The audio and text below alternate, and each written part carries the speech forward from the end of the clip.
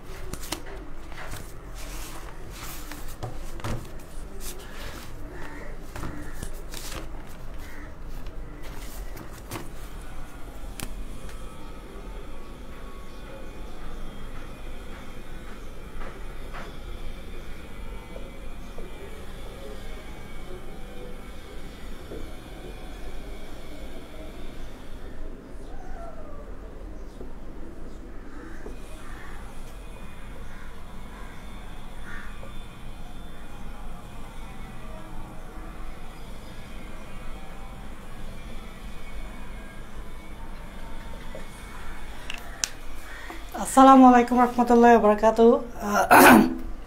সবাইকে কোষ ও এর গঠন চ্যাপ্টারের আরেকটা ক্লাসে স্বাগতম। তোমরা জানো যে আমি কোষ ও এর গঠন চ্যাপ্টার এটা আমার নেওয়া লাস্ট চ্যাপ্টার হতে যাচ্ছে এবং এটা আমি এই মাসের মধ্যেই শেষ করে দিব। যেহেতু তোমাদের কোর্সটা এই মাসের মধ্যে শেষ করাতে হবে, তাই আমি এই মাসের মধ্যেই এটা শেষ করে দিব এবং আমি গুরুত্বপূর্ণ টপিকগুলোই পড়াবো যেগুলো তোমাদের পরীক্ষার জন্য ইম্পর্টেন্ট। ঠিক আছে, এই চ্যাপ্টারটা তো অবশ্যই ইম্পর্টেন্ট। এটা শুধুমাত্র তোমাদের একাডেমিক না, এটা তোমাদের যে অ্যাডমিশনের জন্য কিন্তু খুবই গুরুত্বপূর্ণ একটা চ্যাপ্টার। সো আমি যদি একাডেমিক ক্ষেত্রে বলি যে অ্যাকচুয়ালি কোন কোন টপিক থেকে এই চ্যাপ্টার থেকে প্রশ্ন আসে, সেগুলো আমি বলে দিব যে কোন কোন জায়গা থেকে তোমার প্রশ্নগুলো আসবে। ঠিক আছে, সেগুলো আমি বলে দিব তোমাদেরকে। ইতিমধ্যে আমরা অনেকগুলো টপিক পড়ে ফেলছি, সেগুলো থেকে সৃজনশীল পরীক্ষায় প্রশ্ন আসবে। কি আসবে সেগুলো আমি বলে দিব, সমস্যা নেই। সামনে যেগুলো পড়াবো সেগুলো থেকেও পরীক্ষায় সৃজনশীল প্রশ্ন আসবে। এছাড়া এমসিকিউর জন্য তো পুরো চ্যাপ্টারই পড়তে হবে, মানে সিকিউর জন্য যখন তুমি আলাদাভাবে পড়বা, তুমি সিকিউর জন্য আলাদাভাবে পড়বা, এমসিকিউর জন্য আলাদাভাবে পড়বা। সিকিউর জন্য আলাদাভাবে পড়বা বলতে সিকিউতে তো সব কিছু আসে না, মেইন ইম্পর্টেন্ট জিনিসগুলোই আসে, সেগুলো সিকিউর জন্য তো পড়বা। আর সিকিউর জন্য যে জিনিসগুলো আসে সেগুলোতে এমসিকিউ হয়ে যায়, বাট যে জায়গাগুলো থেকে সিকিউ আসে না সেই জায়গাগুলো থেকে কিন্তু এমসিকিউ আসে। তাই তুমি যখন সিকিউ কনফার্ম করতেছো তখন মেক শিওর দ্যাট যে এমসিকিউটাও যাতে কনফার্ম করো। আমি যখন বুঝতে যাচ্ছি, আমরা যখন পড়ি চ্যাপ্টার পড়ি তখন আমাদের মেন উদ্দেশ্য থাকে সিকিউতে ভালো করা, কারণ সিকিউতেই নাম্বার বেশি, তাই না? সিকিউ তোমাদের নাম্বার বেশি, তো সিকিউর জন্য আমরা মূলত টার্গেট করি। কিন্তু সিকিউ টার্গেট করতে গিয়ে কি হয় যে আমরা এমসিকিউটাতে জোর দিই না। মানে ধরো সিকিউ তো পুরো চ্যাপ্টারের সব জায়গা থেকে সিকিউ আসবেই না কখনো, কিছু কিছু জায়গা আছে যেখান থেকে কখনোই সৃজনশীল আসবে না, বাট ওই জায়গাগুলো থেকে কিন্তু এমসিকিউ আসবে মাস্ট। সো তুমি যখন সিকিউর জন্য প্রিপারেশনটা নিচ্ছ, মানে কোন কোন জায়গাগুলো থেকে সিকিউর জন্য পড়তেছো সেই জায়গাগুলো পড়ে ফেলতেছো তুমি, তোমার এমসিকিউ সেই জায়গাগুলো হয়ে যাচ্ছে, সিকিউ হচ্ছে এমসিকিউ হচ্ছে। বাট যে জায়গাগুলো তুমি সিকিউর জন্য পড়তেছো না ওই জায়গাগুলো তো তুমি ধরতেছো না, যার কারণে ওই জায়গাগুলো থেকে এমসিকিউ আসতে তুমি পারতেছো না। সো তোমাদের প্রিপারেশন সবসময় সিকিউর জন্য আলাদা হতে হবে, এমসিকিউর জন্য আলাদা হতে হবে। তো একজন ছাত্র কি করে, শুধু সিকিউটা মাথায় রাখে, মানে কারণ সিকিউতেই নাম্বার বেশি, বাট এই এমসিকিউতে যে কয়টা নাম্বার আছে তোমরা দেখবা, এমসিকিউতে হয়তো 25 নাম্বার মেবি বা 12 নাম্বার হয়তো। তো 12 নাম্বার হোক বা 25 নাম্বার হোক, একটা প্রশ্ন না বললে 1 নাম্বার কাটা। সো এমসিকিউতে সবাই কম নাম্বার পাই, সিকিউতে বেশি পাই। কেন সিকিউতে বেশি পাই? কারণ সিকিউ জোর দেয় বেশি, এমসিকিউ কম জোর দেয়। এখন এমসিকিউ কম জোর দেয় বলতে ওই যে সিকিউর জন্য পড়তে গিয়ে ওই জায়গাগুলো স্কিপ করে যে জায়গাগুলো এমসিকিউর জন্য আসে, যে জায়গা থেকে এমসিকিউর জন্য আসে। তো সেই জায়গা তুমি স্কিপ করলে এমসিকিউ আসলে তুমি পারবে না। সো এই জন্য প্রিপারেশন সবসময় দুইভাবে হওয়া দরকার। একটি হচ্ছে তুমি প্রথমে সিকিউর জন্য মোটামুটি পড়ে ফেলবা, কনফার্ম করে ফেলবা যাতে ওই প্রশ্নগুলো আসলে তুমি সিকিউতে পারো। আরেকটা হচ্ছে যে জায়গাগুলো তুমি ধরতেছো না, মানে স্কিপ করতেছো, সেই জায়গাগুলো এমসিকিউর জন্য পড়া, যাতে ওই জায়গাগুলো থেকে এমসিকিউ প্রশ্ন আসলে তুমি পারো। তাহলে তোমার প্রিপারেশন 100% হয়ে যাচ্ছে। আদারওয়াইজ তুমি 60% প্রিপারেশন নিয়ে পরীক্ষার হলে যাচ্ছ, 40% প্রিপারেশন নিয়ে যাচ্ছ না, যার কারণে A+ মিস হইতে পারে। সো প্রিপারেশন নেওয়াটা হচ্ছে ফ্যাক্ট। কীভাবে নিতে হবে? সিকিউ এমসিকিউ আলাদা, ওকে? দুইটার জন্য আলাদা প্রিপারেশন নিতে হবে, তাহলে দেখবা তুমি A+ পাওয়া বায়োলজিতে কোনো ব্যাপারই না। সায়েন্সের 4টে সাবজেক্টের মধ্যে সবচেয়ে সোজা, 4টে সাবজেক্ট না, পদার্থবিজ্ঞান, তারপর কেমিস্ট্রি, হায়ার ম্যাথ এবং বায়োলজি। 4টা চ্যাপ্টারের মধ্যে সবচেয়ে সোজা হচ্ছে A+ তোলা বায়োলজিতে। কেননা বায়োলজিতে কমন পাওয়া একদম সোজা, বায়োলজিতে কমন পাওয়া একদম সোজা, এবং যে প্রশ্নগুলো আসে সেগুলো তুমি মোটামুটি পারবা, সেগুলো তুমি পারবা, কম বেশি সবগুলোই তুমি পারবা যদি তুমি পড়ে যাও আর প্র্যাকটিস করে যাও। সো বায়োলজিতে নাম্বার তোলা সোজা কেন বলতেছি? কারণ প্রশ্নগুলো তোমার কাছে কমন থাকবে, প্রশ্ন একদম তোমার কাছে কমন থাকবে। তোমার কাছে প্রশ্ন কমন থাকলে তুমি লিখতে পারবা, প্রশ্ন কমন না থাকলে তো লিখতে পারবা না। তাই আমি বলবো যে বায়োলজির প্রিপারেশন নেওয়াটা অনেক সোজা। আচ্ছা, যাই হোক, তোমাদেরকে এটা আমি জাস্ট একটু বলে দিচ্ছি, কারণ তোমাদের হয়তো সামনে শেষ মুহূর্তের প্রস্তুতি একটা আছে, সেখানে হয়তো কাজে লাগতে পারে। আচ্ছা, যাই হোক, তোমাদের কমেন্ট একটু দেখি, তোমরা একটু আমাকে জানাও তো আমার লাইফটা ক্লিয়ার আছে কিনা। যদি লাইফটা ক্লিয়ার থাকে আমাকে একটু কমেন্টে জানাও, আমার কথা শোনা যাচ্ছে কিনা একটু কমেন্টে জানাও। ভাইয়া ক্লোরোপ্লাস্ট নিয়ে আলোচনা করতেছিলাম, ক্লোরোপ্লাস্টের বাকি টপিকগুলো আজকে পড়াই দিব, এবং এই ক্লোরোপ্লাস্ট পড়া যে আমি বলবো এই চ্যাপ্টার থেকে কী কী সৃজনশীলের জন্য আসবে সেগুলো আমি বলে দিব।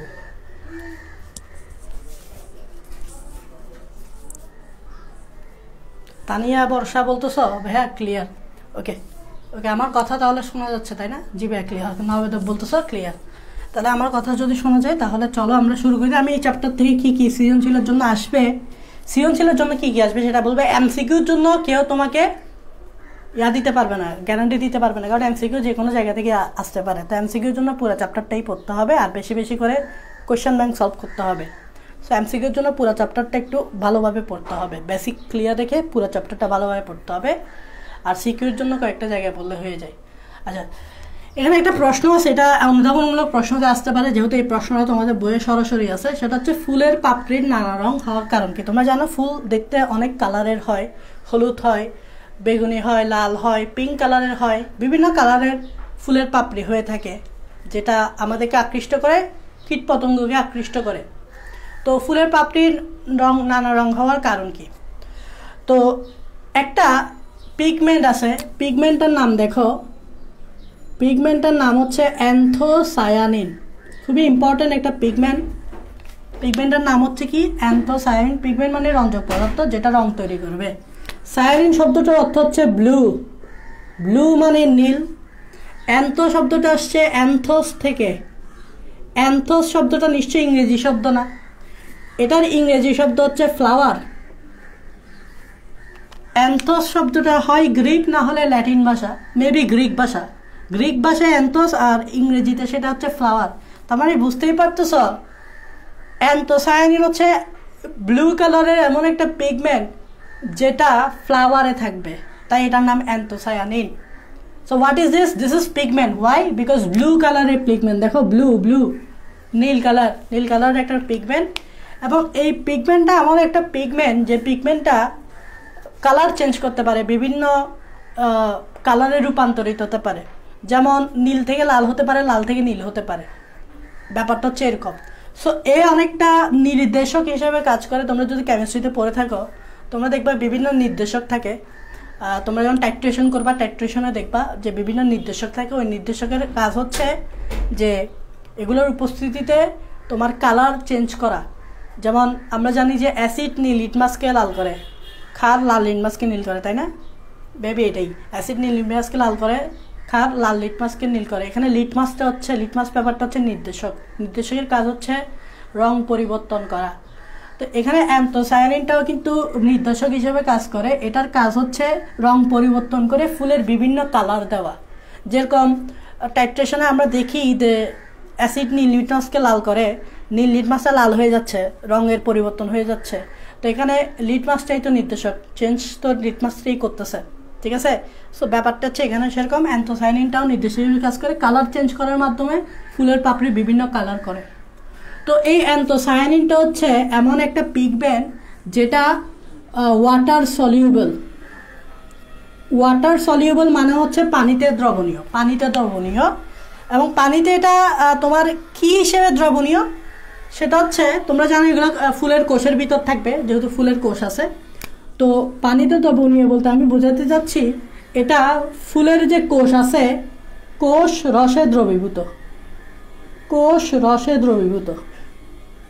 তোমরা জানো যে কোষ, ফুলের ভিতর কোষ থাকবে বা কোষ থাকবে, কোষের ভিতর রস থাকবে।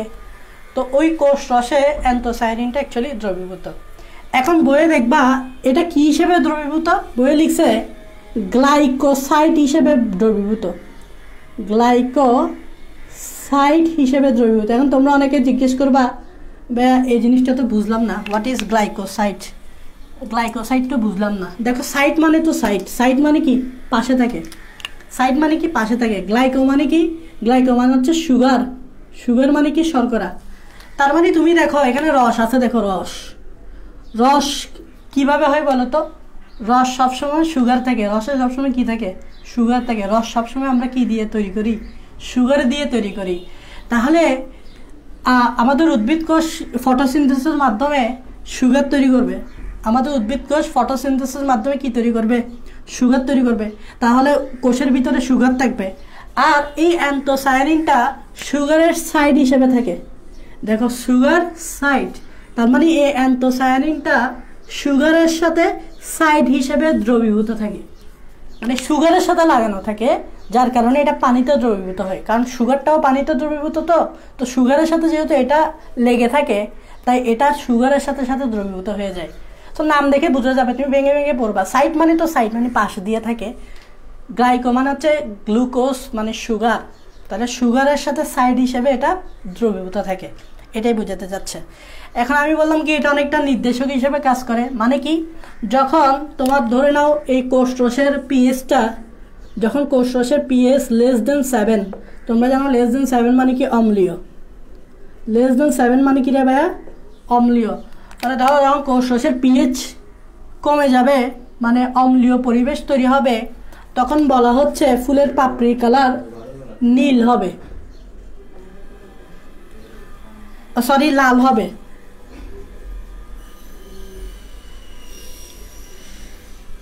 ফুলের পাপড়ি কালার তখন লাল হবে, মানে এটা নির্দেশক হিসেবে কাজ করে নীল কালারটাকে লাল কালার বানিয়ে দিবে। দেখো নীল কালারটাকে কি বানিয়ে দিচ্ছে? লাল কালার বানিয়ে দিচ্ছে। যেমন আমরা পড়ছি কেমিস্ট্রিতে অ্যাসিড নীল লিটমাসকে লাল করে।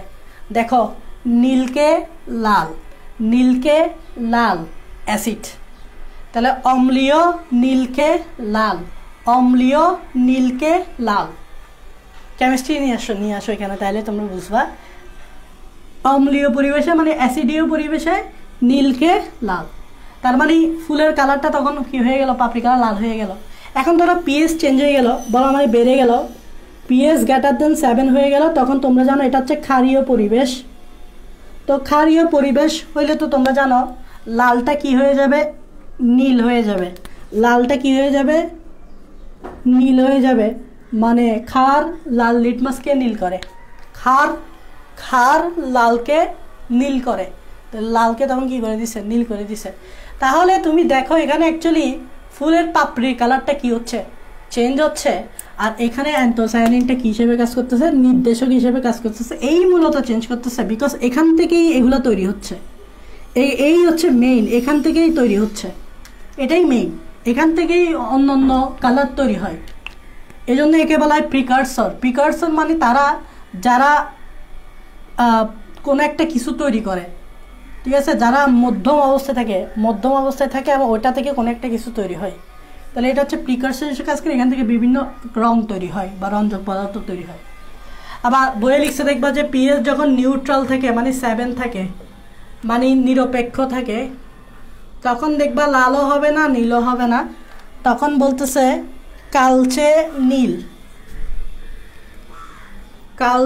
নীল বা বেগুনি, এরকম বলছে আর কি। মানে যখন অম্লীয় পরিবেশও থাকবে না, ক্ষারীয় থাকবে না, তখন লাল নীল কোনোটাই হবে না, তখন কালচে নীল বা বেগুনি এরকম। তো এটাই হচ্ছে তোমার ফুলের পাপড়ির নানা রং হওয়ার কারণ ব্যাখ্যা। তো পরীক্ষায় এটা অনুধাবনমূলক প্রশ্নে আসতে পারে, কারণ এটা বইয়ে আছে। তো বইয়ের এই প্রশ্নটা হুবহু তোমাদেরকে 2 নম্বরের জন্য তুলে দিবে। সো তোমরা এই কথাগুলো লিখলেই কিন্তু তোমরা 2 নম্বর পেয়ে যাবে। এখানে নাম্বার কাটার কোনো স্কোপ নাই, তোমরা এটা লিখে দিবা, হয়ে যাবে। তোমরা একটু বলো তো এই জিনিসটা বুঝতে পারছো কিনা। যদি এই জিনিসটা বুঝতে পারো তাহলে আমরা একটু সামনে আগাই। এগুলো কিন্তু খুবই ইম্পর্টেন্ট, বিকজ ক্লোরোপ্লাস্ট পড়াচ্ছি, মাইটোকন্ড্রিয়া পড়েছি, গোলগি বডি পড়েছি, লাইসোসোম পড়েছি, তারপর আর কি পড়েছি, গোলগি বডি পড়েছি, লাইসোসোম পড়েছি, এন্ডোপ্লাজমিক রেটিকুলাম পড়েছি। এগুলো কিন্তু সৃজনশীলের জন্য খুবই গুরুত্বপূর্ণ, ঠিক আছে। এখন আগে যা পড়েছি সামনে যা পড়াবো সবই গুরুত্বপূর্ণ, মানে এগুলো তুমি স্কিপ করতে পারবা না সৃজনশীলের জন্য। ওকে, তোমরা এটা বলো বুঝছো কিনা। সানিয়া বলতেছ ক্লিয়ার, আরমান কি বলছো নীলকে লাল। ওকে, ইফতেখার বলতেছ ক্লিয়ার। আচ্ছা তোমরা ক্লিয়ার বলতেছো যেহেতু আমি সামনে আগে, কারণ এভাবে যদি পড়াই তাহলে শেষ করতে পারবো না। ক্লোরোপ্লাস্ট আমাকে শেষ করে দিতে হবে আজকে। একটু দেখো, গত ক্লাসে তোমরা তো করছো আশা করি, গত ক্লাস যদি করো, তোমাদেরকে আমি গত ক্লাসে বলছিলাম ক্লোরোপ্লাস্টের আকারটা উদ্ভিদ কোষে লেন্সের মতো, কিন্তু বিভিন্ন শৈবালে এর আকারটাও অনেক রকম হয়। এগুলো এমসিকিউর জন্য পড়বা, আমি বলতেছি না। তাহলে তোমরা একটু ক্লোরোপ্লাস্টের আকৃতিটা পড়ে ফেলবা, এটা এমসিকিউর জন্য ট্রিপল স্টার দিবা, এটা আসবেই। ক্লোরোপ্লাস্টের আকৃতি উদ্ভিদ কোষে লেন্সের মতো একটাই, বাট শৈবালে যখন তুমি দেখবা এক শৈবালে এক রকম। কিছু শৈবালে আছে জালের মতো, কিছু শৈবালে আছে সাপের মতো, কিছু শৈবালে দেখা গেছে এটা সিঁড়ির মতো, কিছু শৈবালে তারার মতো, কিছু শৈবালে দেখা গেছে তোমার ফিতার মতো, আংটির মতো, কিছু শৈবালে ক্লোরোপ্লাস্ট দেখা গেছে পেয়ালার মতো। তাহলে দেখো বিভিন্ন শৈবালে বিভিন্ন আকৃতি, এটা বইয়ে আছে। যেমন আমি যদি একটু বলি পেয়ালার মতো ক্লোরোপ্লাস্ট যে শৈবালে, সেটার নাম হচ্ছে ক্ল্যামাইডোমোনাস। তাহলে এমসিকিউতে আসবে এটা, যে নিচের কোন শৈবালের ক্লোরোপ্লাস্টের আকৃতি পেয়ালার মতো। তাহলে পেয়ালার মতো কার বইয়ে আছে ক্ল্যামাইডোমোনাস। যেমন বলবে নিচে কোন শৈবালের ক্লোরোপ্লাস্টের আকৃতি আংটির মতো, তাহলে আংটির মতো যেটা সেটার নাম হচ্ছে উলোথ্রিক্স শৈবাল। বলবে যে কিছু শৈবাল আছে যাদের ক্লোরোপ্লাস্ট জালের মতো, জালিকাকার, তাহলে জালিকাকার যেটা সেটা হচ্ছে অরিগোনিয়াম।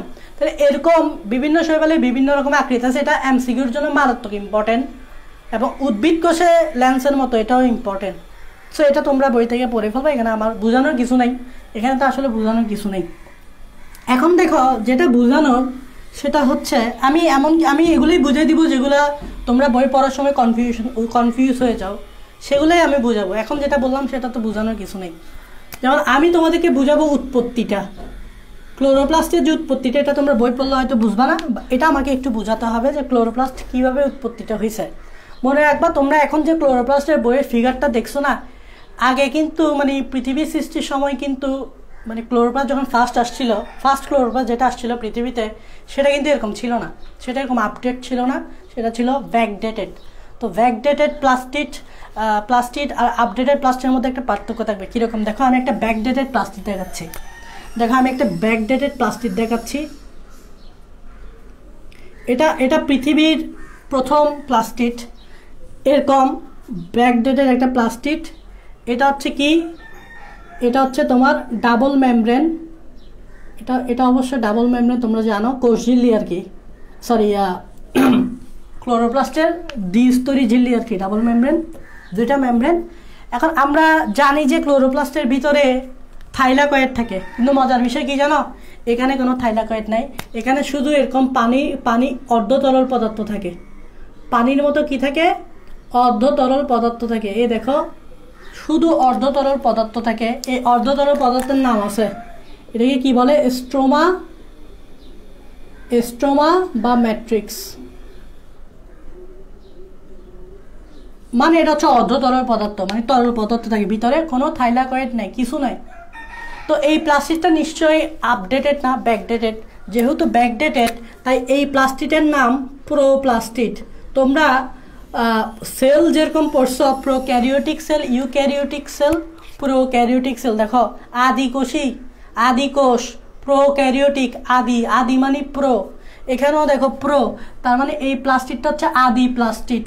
দ্যাট মিনস কি বুঝলা, এই প্লাস্টিকটা হচ্ছে কি আদি, মানে কি নয়, সুগঠিত নয়, মানে কি নয়। তাহলে পৃথিবীর প্রথম যে ক্লোরোপ্লাস্ট নিশ্চয়ই এটা সুগঠিত থাকবে না, ব্যাকডেটেড থাকবে। সো আদি মানে সুগঠিত নয়।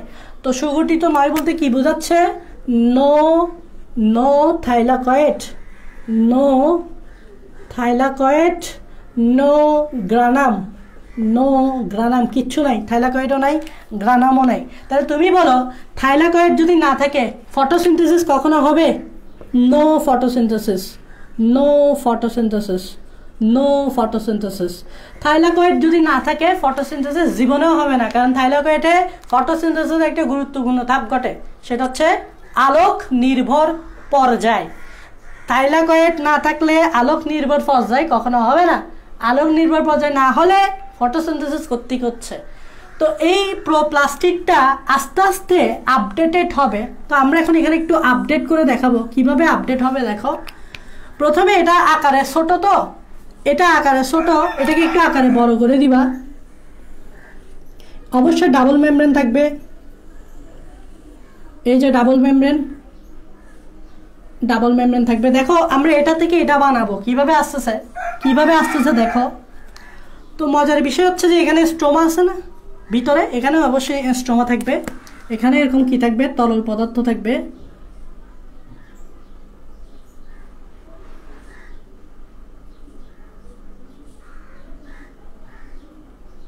স্ট্রোমা থাকবে, ঠিক আছে, এখানেও কি থাকবে, স্ট্রোমা থাকবে। এটা হচ্ছে স্ট্রোমা বা ম্যাট্রিক্স, তরল পদার্থ। এখন আসো এখানে আমাকে থাইলাকয়েড আনতে হবে, এখানে যেহেতু থাইলাকয়েড নেই, এখানে থাইলাকয়েড আনতে হবে। দেখো থাইলাকয়েড কিভাবে হয়, দেখো এখান থেকে, এখানে হচ্ছে ভিতরের মেমব্রেন, দেখো এটা হচ্ছে বাইরের মেমব্রেন, এটা হচ্ছে আউটার, এটা হচ্ছে ইনার, এটা হচ্ছে ভিতরের, এটা হচ্ছে বাইরের। তো ভিতরের মেমব্রেন যেটা, সেটা এভাবে ভিতরের দিকে ভাঁজ হওয়া শুরু করবে। দেখো এই যে ভিতরের মেমব্রেনগুলা এভাবে ভিতরের দিকে ভাঁজ হওয়া শুরু করবে, আমি একটু দেখাচ্ছি, এভাবে ভিতরের দিকে ভাঁজ হওয়া শুরু করবে।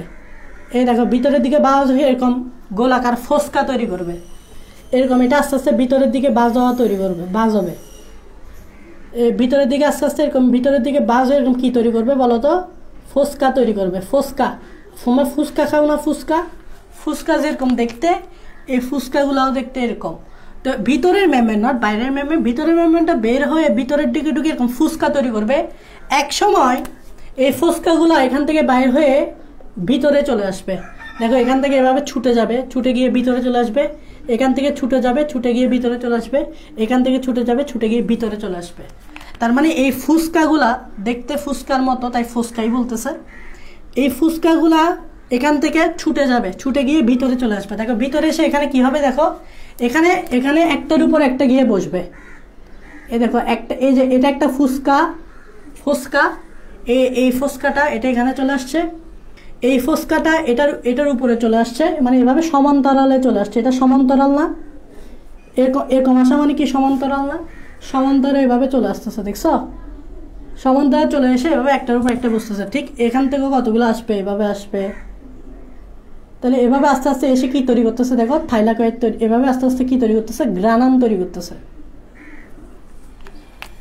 এভাবে হবে ঘটনাগুলো। তাহলে এগুলো হচ্ছে কি গ্রানাম। তাহলে এখানে নো গ্রানাম, এখানে গ্রানাম আছে। আর এগুলো কি, এগুলো একটা কি, এগুলো হচ্ছে একটা থাইলাকয়েড, এটা একটা থাইলাকয়েড, এটা একটা থাইলাকয়েড, এটা একটা থাইলাকয়েড, এটা একটা থাইলাকয়েড, এটা একটা থাইলাকয়েড, এটা একটা থাইলাকয়েড। থাইলাকয়েড কি আমরা সামনে আসতেছি, থাইলাকয়েডকে আমরা সামনে আসতেছি, তোমরা যারা থাইলাকয়েড চিনো না সমস্যা নেই, সামনে একটু আসতে দাও, তোমাদেরকে এগুলো আমি একদম বেসিক থেকে লজিক দিয়ে বুঝিয়ে দিব। তাহলে এটাই হচ্ছে তোমার প্লাস্টিড, এটা ছিল প্রোপ্লাস্টিড, এখন এটা হচ্ছে প্লাস্টিড। এভাবেই নর্মালি উৎপত্তি ঘটছে প্লাস্টিডের। আশা করি তোমরা বুঝতে পারছো।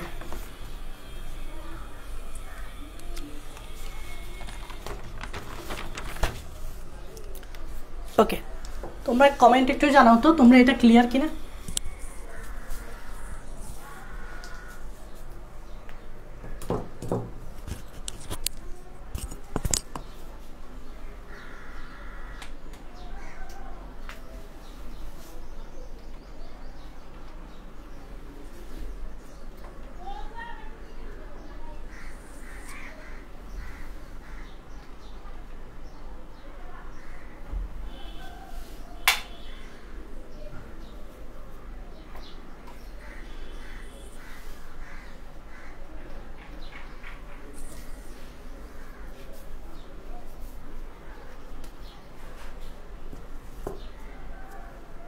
ওকে, তোমরা বলতেছো ক্লিয়ার, একটু লাইটের সমস্যা করতেছে,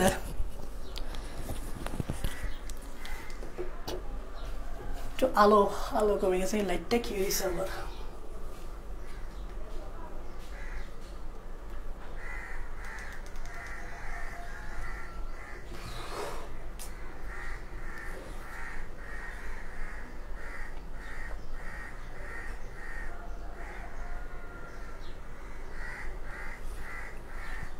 আচ্ছা, এভাবে পড়ার সমস্যা নেই। ওকে, দেখো এখন দেখো আমরা ক্লোরোপ্লাস্টের গঠনটা দেখবো একটু।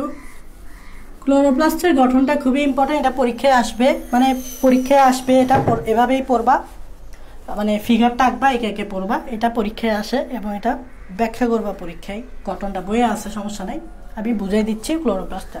তা আমি বলছিলাম উদ্ভিদ কোষের ক্লোরোপ্লাস্ট দেখতে লেন্সের মতো, তো তোমরা এরকম লেন্সের মতো একটা কি আঁকবা,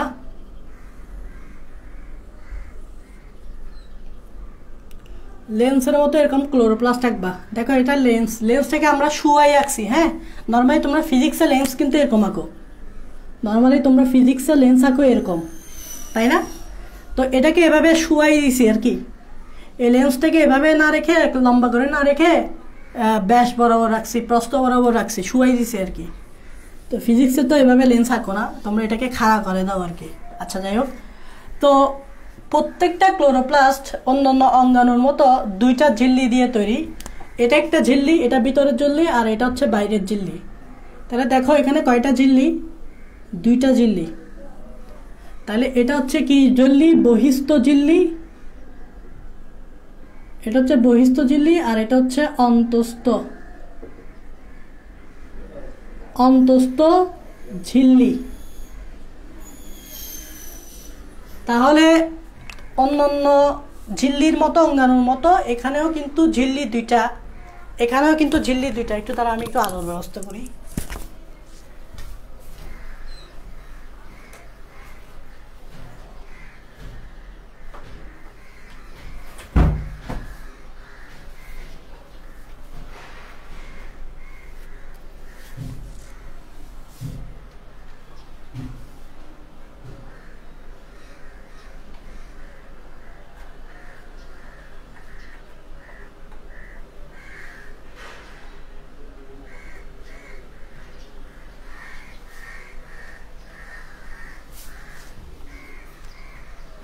তোমাদের সমস্যা হলে আমাকে একটু জানাইও। হ্যাঁ, একটু আলোর সমস্যা হচ্ছে, সমস্যা হলে আমাকে একটু জানাইও, তাও একটু আশা করি দেখতে পারবা, দেখতে অসুবিধা হচ্ছে না, বাট একটু সমস্যা করতেছে আর কি।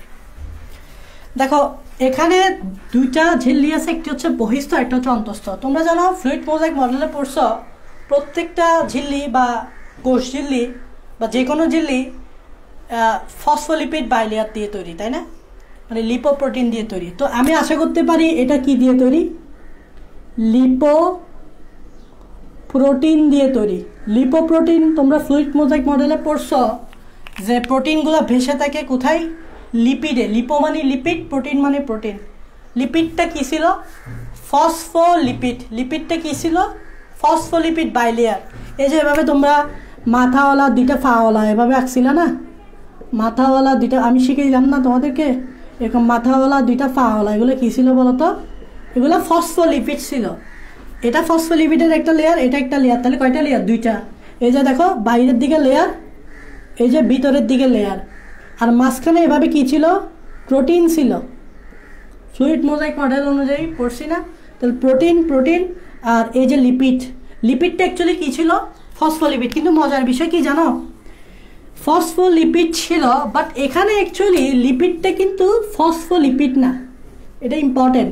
এখানকার লিপিডটাকে বলা হয় গ্লাইকোলিপিড,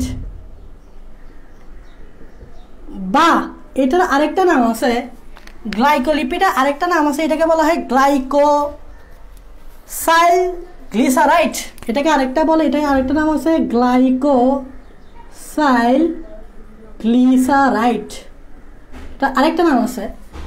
গ্লাইকোলিপিড না বলে তুমি এটাকে চাইলে গ্লাইকোসাইলগ্লিসারাইড বলতে পারো।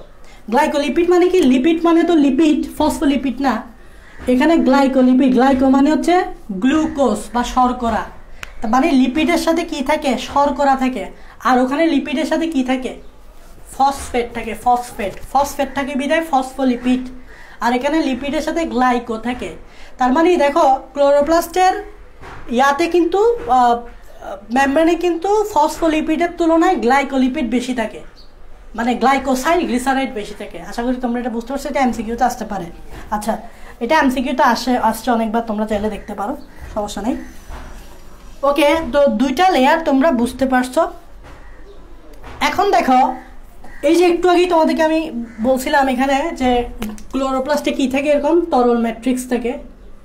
ক্লোরোপ্লাস্টে এরকম অর্ধতরল পদার্থ থাকে, তাই না? এই অর্ধতরল পদার্থগুলো এভাবে থাকে পুরো জায়গা জুড়ে। এটাকে আমরা কি বলছিলাম একটু আগে? অর্ধতরল পদার্থকে আমরা কি বলছিলাম? এস্ট্রোমা। মারাত্মক ইম্পর্টেন্ট এস্ট্রোমাটা। পুরো জায়গাটা জুড়ে অর্ধতরল পদার্থ থাকে, এটাই হচ্ছে স্ট্রোমা বা ম্যাট্রিক্সও বলে অনেকে, স্ট্রোমা বা ম্যাট্রিক্স যাই বলো। এখন এই স্ট্রোমা বা ম্যাট্রিক্সে যা থাকার থাকবে, মানে এই স্ট্রোমা এই পুরো জায়গা জুড়ে এখন বিভিন্ন জিনিস থাকবে। মোস্ট ইম্পর্টেন্ট পার্ট হচ্ছে এখানে কি থাকে? আমরা ছোটোবেলা থেকে পড়ে আসতেছি, এভাবে দেখো থলির মতো চাক কতগুলো জিনিস থেকে একটার উপর একটা এভাবে স্তূপ আকারে থাকে, একটার উপর একটা এভাবে স্তূপ আকারে থাকে। এ দেখো একটার উপর একটা এভাবে স্তূপ আকারে থাকে, এখানে কিছু থাকে, তারপর এখানে কিছু থাকে, এভাবে দেখো এটা থলি, একটা থলি, এটা আরেকটা থলি, একটার উপর একটা এভাবে বসে আছে। হ্যাঁ, এখানেও থাকে, আর দেখাচ্ছি না, এদিক দিয়েও দেখাতে পারো, এভাবে অনেকগুলো থাকে। তো মনে রাখবা, এভাবে থলির মতো যেগুলা, মানে এখান থেকে শুধুমাত্র আমি একটা যদি দেখাই, এটা হচ্ছে থলির মতো, শুধু একটা দেখাচ্ছি, দেখছো? শুধুমাত্র একটা দেখাচ্ছি, এখান থেকে একটা দেখেছি। এটা হচ্ছে থলি। যখন তোমরা মুখটা খুলো না, মুখ, ওই থলির মুখ, তোমরা বস্তা ছোটোবেলায়, মানে এখনও তো দাও, মানে তোমার বস্তা দৌড় খেলা খেলছো কখনো? বস্তা দৌড় খেলাতে আমরা কি করি? পা দুইটা বস্তার ভিতরে ঢুকাই না, তারপর লাফাই যে আগে যাইতে পারে সে ফার্স্ট হয়, তাই না? তো বস্তার ভিতরে পা ঢুকে তোমরা লাফাও না? ওই বস্তা মানে থলি, বস্তার মুখটা যখন এভাবে খুলবা না, এটাই হচ্ছে সেটা। এটা হচ্ছে বস্তার মুখ। ভিতরে জায়গা আছে, সেগুলো দেখা যাচ্ছে না, মানে 3D হলে দেখা যেত। এটা হচ্ছে বস্তার মুখটা, বস্তা মানে থলি। তাই এটার নাম দেখো, এটার নাম সেরকম। কিরকম? এটার নাম হচ্ছে থাইলাকয়েড। দেখো এটার নাম কেন থাইলাকয়েড হয়েছে? এই অয়েড শব্দটা অর্থ হচ্ছে মতো, অয়েড শব্দটা অর্থ হচ্ছে মতো, আর থাইলা শব্দটা অর্থ হচ্ছে থলি। থলি মানে কি? বস্তা। থলির মতো মানে বস্তার মতো বিদায় দেখতে, বিদায় বস্তার মুখের মতো দেখতে, বিদায় বস্তার মুখ খুললে যেরকম দেখতে লাগে এরকম দেখতে, বিদায় এটার নাম থাইলাকয়েড। তাহলে চিন্তা করো, এটা একটা থাইলাকয়েড, এটা একটা থাইলাকয়েড, এটা একটা থাইলাকয়েড, এটা একটা থাইলাকয়েড। এই থাইলাকয়েডগুলো একটার উপর একটা বসে এভাবে স্তূপ তৈরি করে। তোমরা সিমেন্টের বস্তা দেখছো না? সিমেন্টের বস্তা একটার উপর একটা রাখা হয় না? তো সিমেন্টের বস্তার স্তূপ এটা। তাহলে এগুলো গোল গোল করে যে চাকতির মতো যেগুলো দেখতো, সেগুলো হচ্ছে থাইলাকয়েড এক একটা। আর যখন এরকম থাইলাকয়েডগুলো এভাবে একসাথে বস্তার মতো থাকে, তখন এটাকে বলা হয় তখন এই বস্তার মতো স্তূপটাকে বলা হয় গ্রানাম। এক বচনে গ্রানাম, মানে এটা একটা গ্রানাম, এটা একটা গ্রানাম, এটা একটা গ্রানাম, আর অনেকগুলো মিলে হয় গ্রানা। গ্রানা শব্দটা অর্থ হচ্ছে বহু বচন, ম লাগাই দিলে সেটা হয় এক বচন, মানে হচ্ছে এটা একটা গ্রানাম, এটা একটা গ্রানাম, এটা একটা গ্রানাম, আর এই তিনটা মিলে হয় গ্রানা। তাহলে গ্রানা মানে হচ্ছে বহু বচন, আর গ্রানাম মানে হচ্ছে এক বচন, মানে এটা একটা গ্রানাম, এটা একটা গ্রানাম, এটা একটা গ্রানাম, আর অনেকগুলো গ্রানাম মিলে হচ্ছে grana. Okay, so what is granum, what is thylakoid, তোমরা মোটামুটি বুঝতে পারছো। এই পার্টটা মারাত্মক ইম্পর্টেন্ট। এই পার্টটাতে ফটোসিনথেসিস হয়, ফটোসিনথেসিস একটা গুরুত্বপূর্ণ ধাপ হয়, সেটা আমরা বলবো, সমস্যা নেই।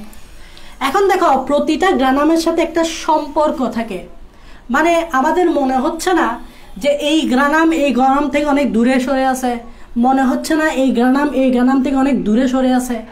তো মনে হচ্ছে যে ধরো এখানে যদি এটা যেহেতু তরল পদার্থ, এটা যেহেতু স্ট্রোমা মানে তরল পদার্থ, তাহলে এগুলো যদি এভাবে আলাদা হয়ে থাকে তাহলে এগুলো একটার থেকে একটা তো দূরে সরে ভাসতে ভাসতে দূরে সরে চলে যাবে, মানে বুঝতে পারতো সব, এটা একটা তরল পদার্থ না।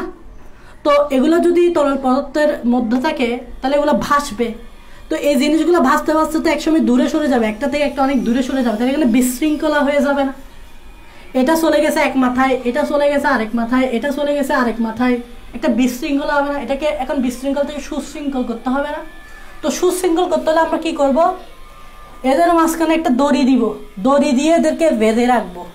এখন দড়িটা কি দেখো, এই দেখো দুইটা থাইলাকয়েডের মধ্যে একটা সংযোগ স্থাপন হয়, একটা নালীর মাধ্যমে সংযোগ স্থাপন হয়, যাতে এটা আর এটা দূরে সরে না যায়, কাছাকাছি থাকে। যেমন দেখো এখান থেকে এই যে দুইটা এই দুইটা পাশাপাশি গ্রানামের মধ্যে নালীর মাধ্যমে সংযোগ স্থাপন হয়। এই নালীটাকে কি বলে দেখো, আমি এটা মুছে দিচ্ছি। এটা কেন নালীটা কেন বুঝতে পারছো? যাতে এগুলো দূরে সরে চলে না যায়। কারণ বুঝো, দূরে সরে চলে গেলে হবে না, এগুলো বিশৃঙ্খল ভাবে থাকবে। এগুলো সুশৃঙ্খল করার জন্য দড়ি দিয়ে বেঁধে রাখতে হবে, মানে নালী দিয়ে বেঁধে রাখতে হবে। এটা নালী মানে হচ্ছে ল্যামেলাম। নালী মানে কি? ল্যামেলাম মানে হচ্ছে নালী। এখন চিন্তা করো, এই নালীগুলো কোথায় আছে? স্ট্রোমার মধ্যে আছে না? তুমি একটু খেয়াল করো, এটা পুরাটাই হচ্ছে স্ট্রোমা, এটা পুরাটাই হচ্ছে স্ট্রোমা। স্ট্রোমার মধ্যেই কিন্তু নালীগুলো আছে, তাই এটাকে বলা হয় স্ট্রোমা ল্যামেলাম। অনেকে এগুলোকে গ্রানাম ল্যামেলামও বলে, তুমি চাইলে ডাকতে পারো, ব্যাখ্যা তুমি নিজেই দিতে পারবা। অনেকে চাইলে গ্রানাম ল্যামেলা বলে, কেন বলে দেখো, দুটি গ্রানামের মধ্যে নালীটা আছে, পাশাপাশি দুটি গ্রানামের মধ্যে নালীটা আছে, তাহলে তুমি চাইলে গ্রানাম ল্যামেলামও রাখতে পারো। তোমরা কারণটা তো বুঝতে হবে, তোমরা মুখস্থ করলে তো হবে না। কেন স্ট্রোমা ল্যামেলাম ডাকতেছে? কারণ নালীটা কোথায় আছে? স্ট্রোমাতে আছে। তুমি দেখো পুরাটা স্ট্রোমা না, তাই আবার দেখো গ্রানাম ল্যামেলাম কেন বলতেছে? কারণ পাশাপাশি দুটি গ্রানামের মধ্যেই সংযোগটা স্থাপন হয়েছে, তাই এটাকে বলতেছে গ্রানাম ল্যামেলাম। আশা করি বুঝতে পারছো কেন গ্রানাম ল্যামেলাম বলে বা স্ট্রোমা ল্যামেলাম বলে। তোমাকে কারণ জানতে হবে, এমনি মুখস্থ করে গেলে বা পড়ে গেলে হবে না। আচ্ছা, আমরা আরও অনেক কারণ জানবো, আমরা আরও আসতেছি সামনে। আমরা ইতিমধ্যে অনেক কিছু ইম্পর্টেন্ট জিনিস জেনে ফেলছি, থাইলাকয়েড চিনে ফেলছি। আমি এটাকে এখানে বলতেছি, এটা হচ্ছে একটা কি, এটা হচ্ছে একটা থাইলাকয়েড, এখানে জাস্ট লিখে রাখছি, এটা হচ্ছে একটা থাইলাকয়েড। যাই হোক, এখন দেখো আরও বিভিন্ন পার্ট আছে, আমরা সেই পার্টগুলো নিয়ে আলোচনা করব। মজার বিষয় হচ্ছে, তোমাদেরকে যখন আমি মাইটোকন্ড্রিয়া পড়াইছিলাম তখন তোমরা দেখছিলাম মাইটোকন্ড্রিয়ার ভিতর একটা বৃত্তাকার ডিএনএ আছে। মজার বিষয় হচ্ছে, শুধু মাইটোকন্ড্রিয়াতে বৃত্তাকার ডিএনএ থাকে না, আমাদের ক্লোরোপ্লাস্টের স্ট্রোমার ভিতরেও একটা বৃত্তাকার ডিএনএ থাকবে। তাহলে এখানে আমরা একটা বৃত্তাকার ডিএনএ, ডাবল হেলিক্স ডিএনএ আঁকলাম। তাহলে এটা কি? মজার বিষয় কি জানো তো, মাইটোকন্ড্রিয়াতেও বৃত্তাকার নিজস্ব ডিএনএ আছে, ক্লোরোপ্লাস্টেও নিজস্ব ডিএনএ আছে। অন্য কোনো অঙ্গাণু তুমি ডিএনএ পাবা না। যেমন তোমাদেরকে আমি গলগি বডি পড়াইছিলাম, কিন্তু গলগি বডিতে আমি ডিএনএ পড়াই নেই। তোমাদেরকে আমি লাইসোসোম পড়াইছিলাম, লাইসোসোমে ডিএনএ পড়াই নেই। তোমাদেরকে আমি এন্ডোপ্লাজমিক রেটিকুলাম পড়াইছিলাম, এন্ডোপ্লাজমিক রেটিকুলামে ডিএনএ পড়ে নেই। তোমাদেরকে আমি মাইটোকন্ড্রিয়াতে পড়াইছি ডিএনএ, এবং এখন ক্লোরোপ্লাস্টে পড়াচ্ছি ডিএনএ। ক্লোরোপ্লাস্ট আর মাইটোকন্ড্রিয়া বাদে আর কোনো অঙ্গাণুতে ডিএনএ থাকে না। অনেকে বলবে নিউক্লিয়াসে থাকে, নিউক্লিয়াস অঙ্গাণু না, নিউক্লিয়াস কিন্তু অঙ্গাণু না। নিউক্লিয়াস সাইটোপ্লাজমের আলাদা একটা জিনিস।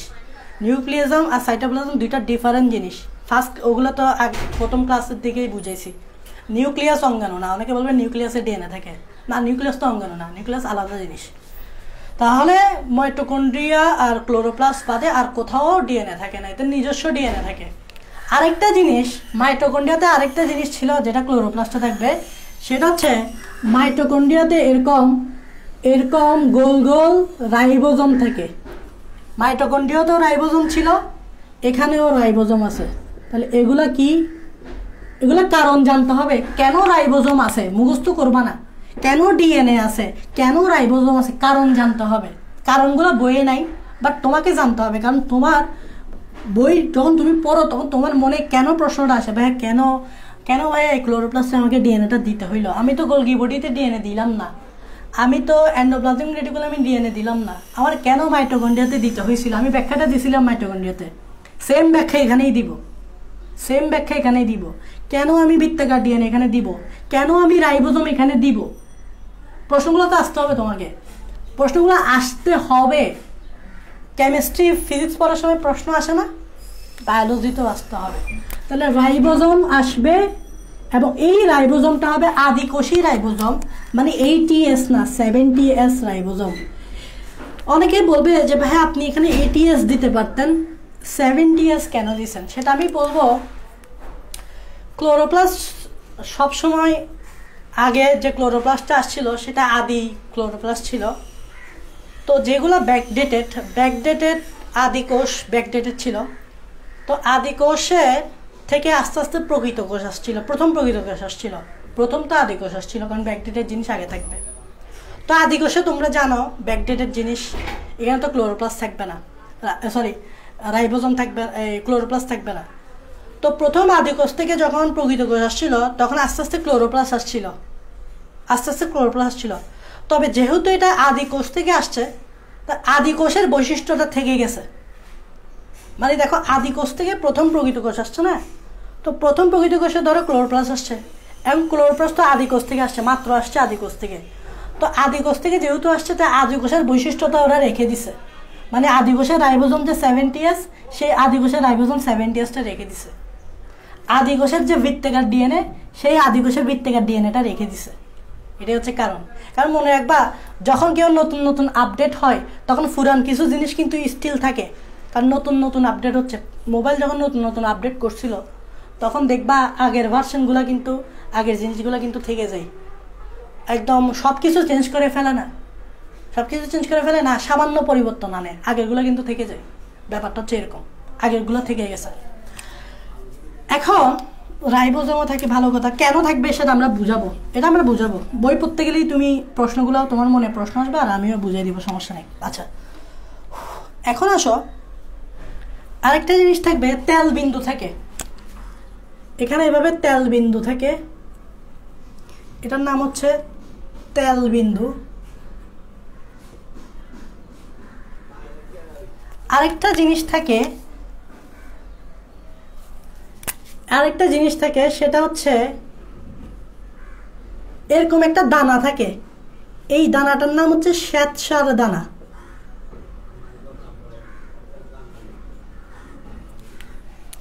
তাহলে একটু মনোযোগ দিবা, তেল বিন্দু থাকে আর এটা হচ্ছে শ্বেতসার দানা থাকে। তেল বিন্দুর কাজটা কি, শ্বেতসার দানা কেন থাকে, এগুলো আমরা বুঝাবো, সমস্যা নাই, সব বুঝাবো। তোমাদের মনে প্রশ্ন আসতে পারে, না আসলেও আমি নিজ থেকে আনাই দিচ্ছি তোমাদেরকে, এনে দিচ্ছি, সমস্যা নেই। তেল বিন্দুও থাকবে, আবার শ্বেতসার দানাও থাকবে, বাট কেন থাকবে সেগুলো তো আমরা জানি না, থাকতে তো হবে, বাট কেন থাকবে সেগুলো আমরা জানি না। প্রথমে দেখো তেল বিন্দু, তোমরা জানো তেল মানে হচ্ছে লিপিড। তোমরা জানো লিপিড যেখানে, সেখান থেকে তুমি প্রচুর শক্তি পাবা। তেল বিন্দু থেকে তুমি কি পাবা? প্রচুর শক্তি পাবা। তোমরা জানো কার্বোহাইড্রেট থেকে তুমি যতগুলো শক্তি পাও, লিপিড থেকে তার দ্বিগুণ শক্তি পাও। এটা কি তোমরা জানো? এটা পরীক্ষায় আসে অনেক সময়। কার্বোহাইড্রেট থেকে তুমি যতটুকু শক্তি পাবা, লিপিড থেকে তার দ্বিগুণ শক্তি পাওয়া। তাহলে তেল বিন্দু থেকে ক্লোরোপ্লাস্ট কিন্তু শক্তি পেতে পারে, কারণ ক্লোরোপ্লাস্টে অনেক কাজ করতে হয়, কারণ ফটোসিনথেসিস করতে হয়। বুঝতেই পারছো, এখানে সালোক সংশ্লেষণ হবে তাকে অনেক কাজ করতে হবে, অনেক কাজ করতে হলে তার অনেক শক্তি দরকার আছে ভাই। তো অনেক শক্তি দরকার হলে তেলটাকে শক্তি দিতে হবে। আরেকটা হচ্ছে শ্বেতসার দানা কেন থাকে আমি বলি। তোমরা জানো শ্বেতসার মানে কি? একটু বলি। শ্বেতসার মানে হচ্ছে স্টার্চ। তোমরা সবাই মোটামুটি স্টার্চ চিনো। স্টার্চ হচ্ছে পলিস্যাকারাইড।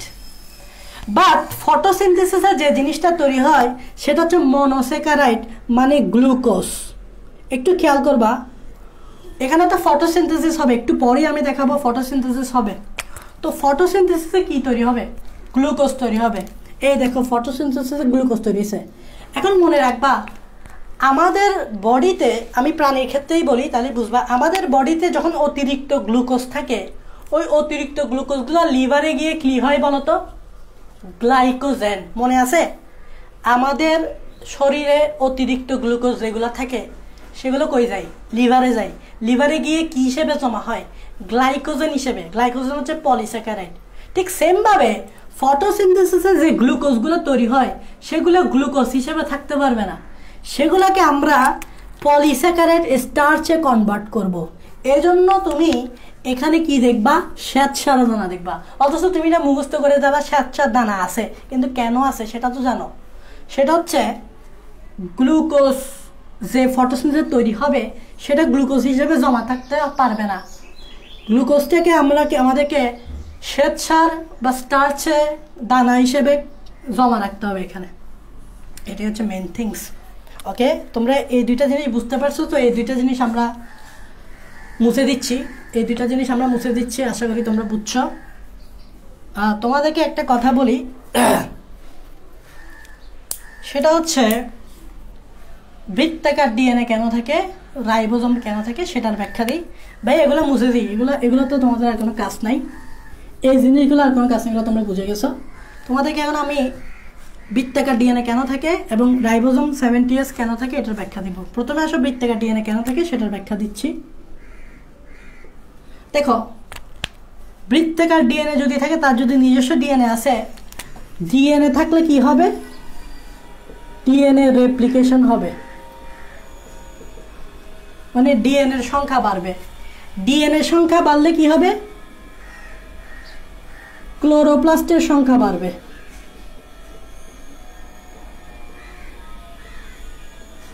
এটা এক নম্বর ব্যাখ্যা। মনে রাখবা ক্লোরোপ্লাস্ট কিন্তু নিজেই নিজের সংখ্যা বাড়াইতে পারে। কেন? কারণ হচ্ছে ক্লোরোপ্লাস্টের আছে নিজস্ব ডিএনএ থাকলে সে ডিএনএ রেপ্লিকেশন করে দিল, একটা থেকে দুইটা ডিএনএ তৈরি হলো, ওই ডিএনএকে ঘিরে নতুন একটা ক্লোরোপ্লাস্ট তৈরি হয়ে গেল। তাহলে ক্লোরোপ্লাস্ট নিজের সংখ্যা বাড়াইতে পারে। কারণ কি? কারণ তার বৃত্তাকার ডিএনএ আছে। কেন বাড়াতে হবে ক্লোরোপ্লাস্টের সংখ্যা? কারণ ফটোসিনথেসিস বেশি হতে হবে।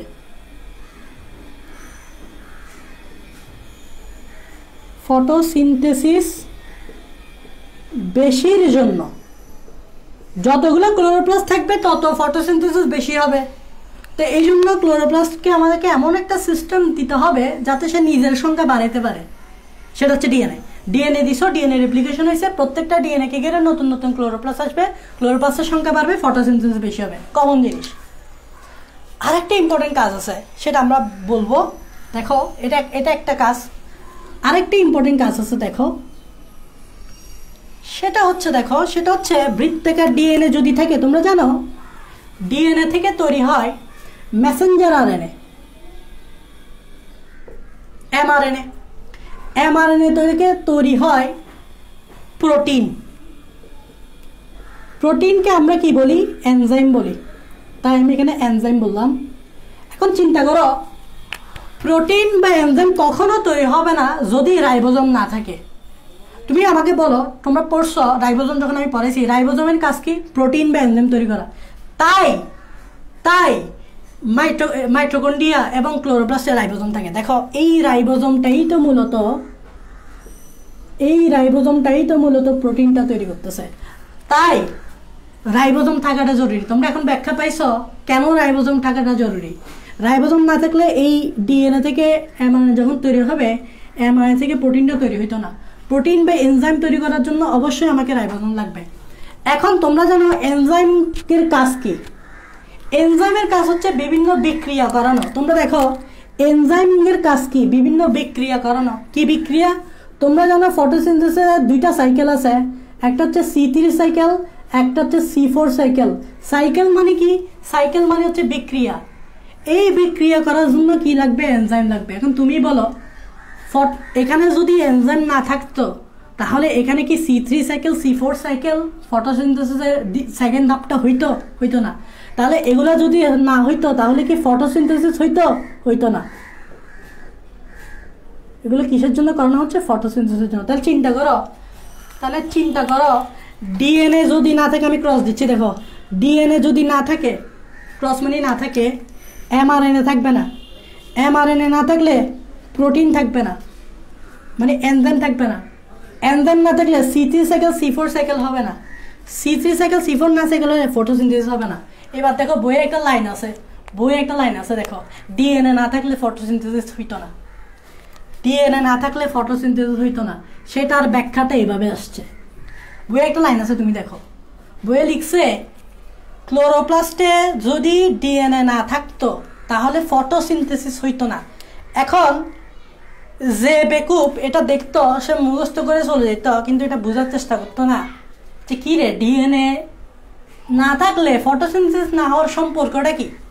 সম্পর্কটা হচ্ছে এই জায়গায়, ডিএনএ না থাকলে নো এমআরএনএ।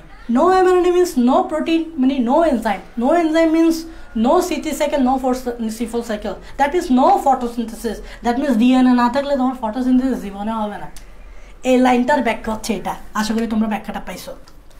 তোমরা আমাকে বলো এতক্ষণ পর্যন্ত যা পড়াইছি, শেষের দিকে আছি আমি শেষ করে দিব। এতক্ষণ পর্যন্ত যা পড়াইছি তা বুঝছো কিনা, মানে লজিক পাচ্ছ কিনা তোমরা, মানে বইয়ের লাইনগুলো লজিক পাচ্ছ কিনা? রাইবোজোম থাকতে হচ্ছে কেন, ডিএনএ থাকতে হচ্ছে কেন, আবার ডিএনএ না থাকলে ফটোসিনথেসিস কেন হবে না, সেই ব্যাখ্যাগুলো তোমরা পাচ্ছ কিনা?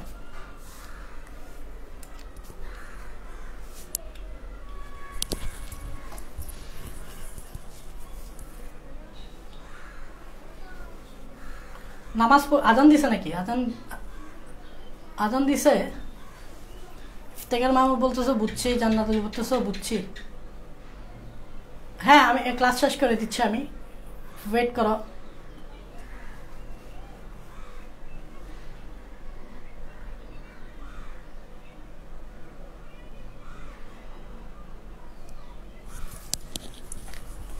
আজান দিছে নাকি? আজান তো দেয় নাই মনে হয়। কি নামাজ পড়বা? আচ্ছা, আমি শেষ করতে আজান দিয়ে দিবে, সমস্যা নেই। এখন দেখো এগুলো আমরা বুঝেছি, এগুলো বই পড়ার সময় তুমি দেখবা, এগুলো তোমাকে মনে প্রশ্ন করবে, তা আমি এগুলো বুঝিয়ে দিলাম।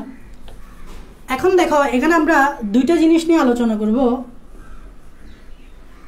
একটি হচ্ছে এই থাইলাকয়েড, আর একটা হচ্ছে স্ট্রোমা। তোমরা জানো ক্লোরোপ্লাস্টের মেইন কাজ হচ্ছে ফটোসিনথেসিস করা। ক্লোরোপ্লাস্টের মেইন কাজ কি? ফটোসিনথেসিস করা। আবার ফটোসিনথেসিসের দুইটা ধাপ। একটি হচ্ছে প্রথম ধাপ আলোক নির্ভর পর্যায়, যেখানে আলো লাগবে মাস্ট, মানে যে ধাপে আলো লাগবে। আর একটা হচ্ছে যে ধাপে আলো লাগবে না। প্রথম ধাপে আলো লাগে, দ্বিতীয় ধাপে আলো লাগে না। এখন প্রশ্ন হচ্ছে ভাই ক্লোরোপ্লাস্টের কোন জায়গায় আলো নির্ভর পর্যায়টা হবে আর কোন জায়গায় আলোক নিরপেক্ষ পর্যায়টা হবে? তোমরা যদি একটু মনোযোগ দিয়ে দেখো, এই যে থাইলাকয়েড দেখতেছো না, এই থাইলাকয়েডে বিভিন্ন ফটোসিনথেটিক পিগমেন্ট থাকে। পিগমেন্টের কাজ কি? সূর্যের আলো শোষণ করা। তার মানে অ্যাকচুয়ালি থাইলাকয়েডে, এই যে থাইলাকয়েডটা দেখতে পাচ্ছ, এই যে থাইলাকয়েডে থাকে, থাইলাকয়েড এখানে লিখতেছে দেখো, থাইলাকয়েড মেমব্রেন, মানে আমি বুঝাচ্ছি, দেখো থাইলাকয়েডগুলো কিন্তু এভাবে দ্বিস্তরী মেমব্রেন দিয়ে গঠিত। এটা একটা থাইলাকয়েড না, তবে থাইলাকয়েডটা এভাবে সিঙ্গেল লেয়ার না, থাইলাকয়েডে এরকম দুইটা লেয়ার থাকে সেম। এই জন্য অনেক সময় ক্লোরোপ্লাস্টে বলে তিনটা লেয়ার থাকে। তিনটা লেয়ার মানে বুঝতেছ, বাইরের দিকে একটা, ভিতরের দিকে একটা, থাইলাকয়েডের একটা। অনেক সময় দেখবা বইয়ে লিখছে যে ক্লোরোপ্লাস্টের বলে তিনটা মেমব্রেন, তো অনেকে বলে ভাই তিনটা মেমব্রেন মানে এই দেখো বাইরের দিকে একটা, ভিতরের দিকে একটা, থাইলাকয়েডের একটা, তাহলে কয়টা? তিনটা। তো থাইলাকয়েডের কিন্তু ডাবল মেমব্রেন, বুঝতে পারছো? ডাবল মেমব্রেন মানে কি? ওই যে ফসফোলিপিড বাইলেয়ার এরকম এই যে ফসফোলিপিড বাইলেয়ার, এটাও থাইলাকয়েডের সেম। থাইলাকয়েডের প্রত্যেকটা থাইলাকয়েডের এরকম দুইটা মেমব্রেন থাকে। আর এই মেমব্রেনগুলোতে থাকে ফটোসিনথেটিক পিগমেন্ট। যেমন আমি একটু দেখাচ্ছি এখানে,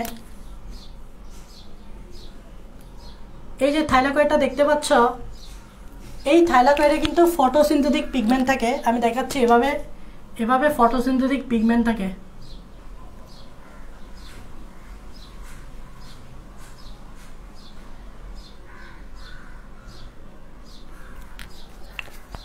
এগুলাকে বলা হয়, এই জিনিসগুলোকে বলা হয় ফটোসিনথেটিক পিগমেন্ট। এটাকে বলা হয় ফটোসিনথেটিক পিগমেন্ট। আর এটাকে কি বলা, দেখো এটাকে বলা হয় এটিপি সিনথেস। এটাকে বলা হয় এটিপি সিনথেস।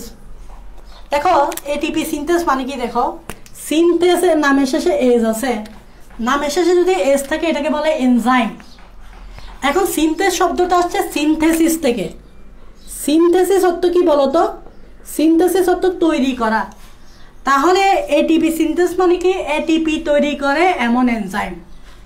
এস হলে এনজাইম না, তো সিনথেস মানে আসছে সিনথেসিস থেকে। সিনথেস মানে তৈরি করা, কি তৈরি করে, এটিপি।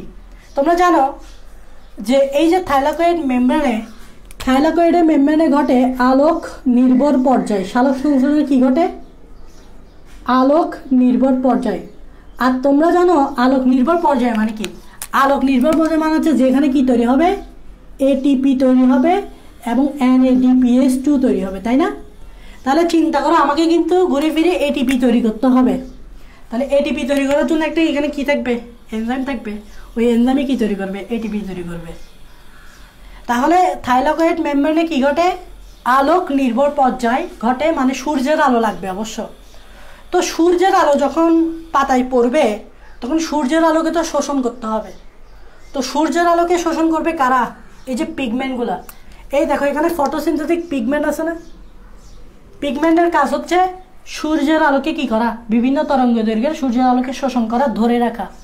ধরে রেখে এখানে পাঠিয়ে দিয়ে এটিপি তৈরি করবে। তাহলে এগুলো হচ্ছে ফটোসিনথেটিক পিগমেন্ট। মানে কি, এরা সূর্যের আলোকে শোষণ করবে, শোষণ করে এটিপি সিনথেসের মাধ্যমে কি তৈরি করবে, এটিপি তৈরি করবে। তাহলে ফটোসিনথেটিক পিগমেন্টগুলো কি কি, যেমন আমি যদি একটু বলি, আমি এখানে মুছে দিচ্ছি, আমি যদি একটু বলি ফটোসিনথেটিক পিগমেন্টগুলো কি কি। ফটোসিনথেটিক পিগমেন্টের মধ্যে আছে তোমার ফটোসিনথেটিক পিগমেন্ট আছে ক্লোরোফিল এ, ক্লোরোফিলকে সিএস দিয়ে প্রবেশ করে, ক্লোরোফিল এ, ক্লোরোফিল বি। মনে রাখবা ক্লোরোফিল এটা হচ্ছে মেইন, এটা না থাকলে ফটোসিনথেসিস হবে না। এটার উপর একটা টিক মার্ক দিয়ে রাখবা, ক্লোরোফিল এটা হচ্ছে মেইন, এটা না থাকলে ফটোসিনথেসিস তেমন হয় না। এটাই হচ্ছে ফটোসিনথেসিসের জন্য গুরুত্বপূর্ণ পিগমেন্ট।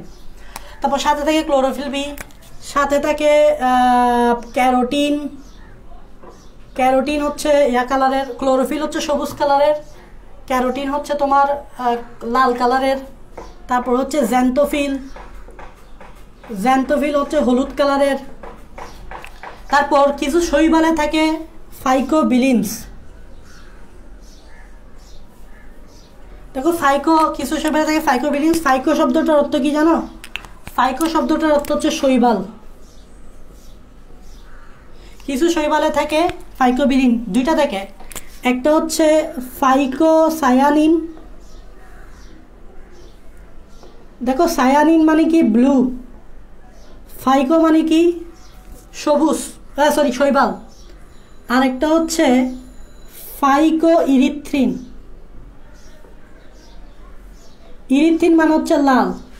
যেমন লাল শৈবালে থাকবে এটা লোহিত শৈবাল, একটা লাল শৈবাল আছে, লাল শৈবালে থাকবে এটা। আর নীল শৈবাল যেটাকে বলে ব্লু গ্রিন অ্যালগি, নীলাভ সবুজ শৈবাল, নীলাভ সবুজ শৈবালে থাকবে এটা, নীলাভ সবুজ শৈবালে থাকবে এটা। আর লাল শৈবালে থাকবে এটা। আর ফাইকো মানে কি শৈবালে থাকে এটা। আচ্ছা, আর এগুলো তোমার উদ্ভিদে থাকে। ক্লোরোফিল এ, ক্লোরোফিল বি, এটা হচ্ছে main. Chlorophyll B, carotene, xanthophyll এগুলো থাকে। তো এগুলো হচ্ছে ফটোসিনথেটিক পিগমেন্ট। এগুলোর কাজ হচ্ছে সূর্যের আলোকে শোষণ করা, শোষণ করে এটিপি সিনথেসিসের মাধ্যমে এটিপি, NADPH2 এগুলো তৈরি করা। এটাই হচ্ছে আলোক নির্ভর পর্যায়। এটা কোথায় ঘটে? থাইলাকয়েড মেমব্রেনের ভিতরে ঘটে। এই যে থাইলাকয়েডের মেমব্রেন আছে, ডাবল মেমব্রেন, এই যে দেখো ডাবল মেমব্রেন, ডাবল মেমব্রেনের ভিতরেই তো দিছি না। তো দেখবা এগুলোকে একসাথে কি বলে?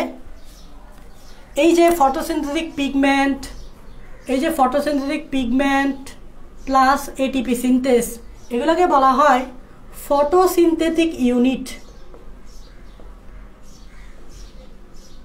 মানে এগুলো একটা ইউনিট আকারে আছে। দেখো এটা একটা ইউনিট আকারে আছে, এটা পুরোটা একটা সেট। তো নর্মালি এরকম একটা সেট থাকে না, অনেকগুলো থাকে। আমি জাস্ট একটা সেট দেখাইছি, বুঝতে পারছো? এদিক দিয়েও এরকম সেম সেট থাকবে, এদিক দিয়েও সেম সেট থাকবে। তোমরা জানি ইউনিট মানে কি? ইউনিট মানে একক। একক মানে কি? যেমন দৈর্ঘ্যের একক মিটার, তার মানে কি আমরা বিল্ডিং মাপতে গেলে কি শুধু 1 মিটার হবে না, অনেক মিটার হবে। তো এখানে এটা হচ্ছে পুরোটা একটা ইউনিট, এরকম অসংখ্য ইউনিট থাকবে, এখানেও থাকবে, এখানেও থাকবে, সব জায়গায় ইউনিট থাকবে এরকম। এগুলোকে বলে ফটোসিনথেটিক ইউনিট। কি ফটোসিনথেটিক ইউনিট? সেটা হচ্ছে photosynthetic pigment plus ATP synthase. তো ধারণা করা হচ্ছে যে ফটোসিনথেটিক ইউনিটে প্রায় 300 থেকে 400টা এরকম chlorophyll A, chlorophyll B, carotene, xanthophyll এগুলো থাকবে। Chlorophyll A, chlorophyll, carotene, xanthophyll এরকম থাকবে কয়টা? 300 থেকে 400টা, প্রায় 300 থেকে 400টা থাকবে বলে। প্রতিটি ফটোসিনথেটিক ইউনিটে প্রায় 300 থেকে 400টা কি থাকে? ফটোসিনথেটিক পিগমেন্ট থাকে বলে। আবার বইয়ে লিখতে দেখবা এদেরকে কোয়ান্টোসোম বলে। মানে এই যে ফটোসিনথেটিক ইউনিটটা দেখতে পাচ্ছ, এই যে ফটোসিনথেটিক ইউনিটটা দেখতে পাচ্ছ, এদেরকে আগে আগে আগে কোয়ান্টোসোম বলা হতো, কোয়ান্টাজোম বলা হতো। দেখো কোয়ান্টা শব্দটা আসছে কোয়ান্টাম থেকে। তোমরা জানো, তোমরা যখন আলো পড়ো, সূর্যের আলো পড়ো, তখন তোমরা কোয়ান্টাম যখন পড়ো তখন কোয়ান্টামের সাথে কিন্তু আলো পড়ো, আলো। তো এখানে কিন্তু সূর্যের আলো আসতেছে, তাই কোয়ান্টাম আসছে। আর সোম শব্দটা আসছে সোমা থেকে। সোমা মানে হচ্ছে বডি। দেখো এগুলো একটা বডি আকারে আছে না? মনে হচ্ছে না এগুলো একটা বডি আকারে আছে? এগুলো একটা বডি আকারে আছে, তাই এটাকে আগে বলা হয়তো বডি। আর কোয়ান্টাম শব্দটা তো তোমরা জানো আলোর সাথে সম্পর্কিত। কোয়ান্টাম তথ্য তোমরা পড়ছো ফিজিক্সে, দেখবা যে ওইটা আলো নিয়ে, তো কোয়ান্টাম আসছে এখান থেকে। তা আগে দেখি কোয়ান্টাম বলতো, তা এখন কোয়ান্টাম বলে না, এখন বলে ফটোসিনথেটিক ইউনিট বলে। এগুলো বইয়ে আছে, এগুলো তোমরা পাবা। তাহলে আলোক নির্ভর পর্যায়ে কোথায় ঘটে? থাইলাকয়েড মেমব্রেনে। থাইলাকয়েড মেমব্রেনে কি থাকে? ফটোসিনথেটিক পিগমেন্ট, এটিপি সিনথেস, মানে ফটোসিনথেটিক ইউনিট। এদের কাজ হচ্ছে সূর্যের আলো শোষণ করা, তারপর এটিপি সিনথেসিসের মাধ্যমে এটিপি তৈরি করা। এটিপি আর এনএডি রিপোস্টার তৈরি হলে সেকেন্ড ধাপটা শুরু হয়। মানে সেকেন্ড ধাপটা কি? এটিপি আর এনএডি রিপোস্টারকে কাজে লাগিয়ে আমরা কি করি? কার্বন ডাইঅক্সাইডকে বিজারণ করে কি তৈরি করি? শর্করা জাতীয় খাবার তৈরি করি। আর শর্করা জাতীয় খাবার তৈরি হবে স্ট্রোমাতে। তাহলে স্ট্রোমাতে কি ঘটে? আলোক নিরপেক্ষ পর্যায়। আলোক নিরপেক্ষ পর্যায় স্ট্রোমাতে ঘটে। তাহলে এমসিকিউতে আসতে পারে থাইলাকয়েডে ঘটে আলোক নির্ভর পর্যায়। আর আলোক নিরপেক্ষ পর্যায় মানে যেটার জন্য আলো দরকার নাই, মানে খাবার যেটা তৈরি হয়, খাবারটা তৈরি হবে স্ট্রোমাতে। মানে C3 সাইকেল C4 সাইকেল লিখে রাখো, C3 C4 সাইকেলটা এখানে হবে। আমরা যে ক্যালভিন চক্র পড়ি না, C3 সাইকেল C4 সাইকেল, এটা স্ট্রোমাতে হবে। আর এটা হবে থাইলাকয়েড মেমব্রেনে। এগুলোই হচ্ছে তোমার, এগুলোই তোমাদেরকে বলতে হবে পরীক্ষায়, তোমাদেরকে চিত্রটা আঁকতে হবে, আর এই কথাগুলোই তোমাদেরকে বলতে হবে। তো আশা করি আমি এগুলো তোমাদেরকে বুঝাইতে পারছি। এখন দ্য লাস্ট ওয়ান ইজ ক্লোরোপ্লাস্টের কাজটা পরে আমি ছুটি দিয়ে দিচ্ছি, একটু মনোযোগ দাও। ক্লোরোপ্লাস্টের কাজ,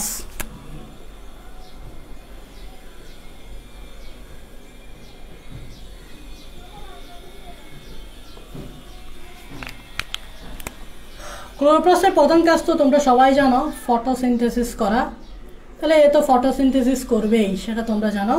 ক্লোরোপ্লাস্টের মেইন কাজ হচ্ছে ফটোসিনথেসিস করা। ফটোসিনথেসিসের মাধ্যমে কি তৈরি করা? শর্করা তৈরি করা, তাই না? আবার তোমরা জানো ক্লোরোপ্লাস্টের কাজ হচ্ছে এদের নিজস্ব ডিএনএ আছে, তাহলে ডিএনএ থেকে ডিএনএ তৈরি করা, দেখালাম একটু আগে। আবার ডিএনএ থেকে আরএনএ তৈরি করা, মানে এমআরএনএ তৈরি করা। আবার এমআরএনএ থেকে প্রোটিন তৈরি করা, মানে এনজাইম তৈরি করা। যেহেতু ডিএনএ আছে তাহলে এগুলো হবে, এগুলো আমরা বুঝেছি। দেখো তুমি বুঝে গেছো, ডিএনএ থেকে ডিএনএ রেপ্লিকেশন, ডিএনএ থেকে এমআরএনএ, এমআরএনএ থেকে প্রোটিন। তাহলে এগুলো কে তৈরি করবে? ক্লোরোপ্লাস্ট তৈরি করবে। তাহলে এটা হচ্ছে কি 3 নম্বর কাজ। 4 নম্বর কাজ দেখো, 4 নম্বর কাজ হচ্ছে ওই যে আমরা পড়ছি সূর্যের আলোকে এটিপিতে কনভার্ট করা, সেটা তো ফটোসিনথেসিসের মধ্যে এসে যায়। আরেকটা কাজ হচ্ছে দেখবা বইয়ে আছে ফটোফসফোরিলেশন। এগুলো তোমরা উদ্ভিদ সারিতত্ত্বের সালোক সংশ্লেষণ যখন পড়বা তখন এগুলো বিস্তারিত পাবা। ফটোফসফোরিলেশন, আমি কিন্তু ফসফোরিলেশন শব্দটা আমি মাইটোকন্ড্রিয়াতেও বুঝেছিলাম। দেখো ফটো মানে হচ্ছে আলো, শোন মানে হচ্ছে প্রক্রিয়া। এটা আমি মাইটোকন্ড্রিয়াতে পড়েছিলাম। মাইটোকন্ড্রিয়াতে ফটো ছিল না, বাট এখানে ফটো থাকবে, এটা তো তোমরা জানো।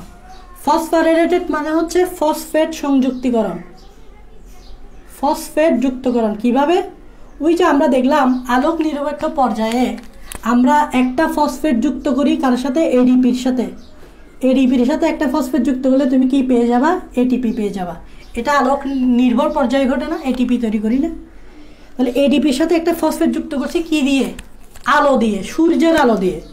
সূর্যের আলো দিয়ে করি বিদায় এখানে ফটো শব্দটা আসছে। এটাই হচ্ছে ফটোফসফোরিলেশন। এটা আলোক নির্ভর পর্যায়ে ঘটে, এটিপি তৈরি করি।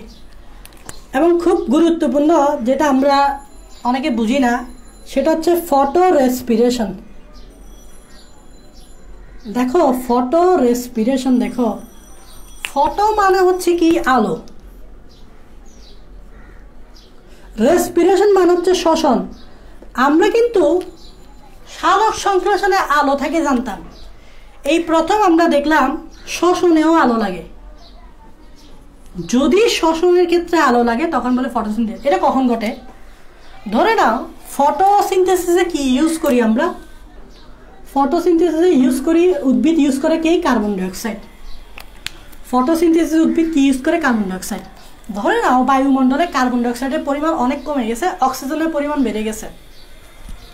মনে রাখবা উদ্ভিদ শুধু কার্বন ডাইঅক্সাইড গ্রহণ করে না, এটা ভুল ধারণা।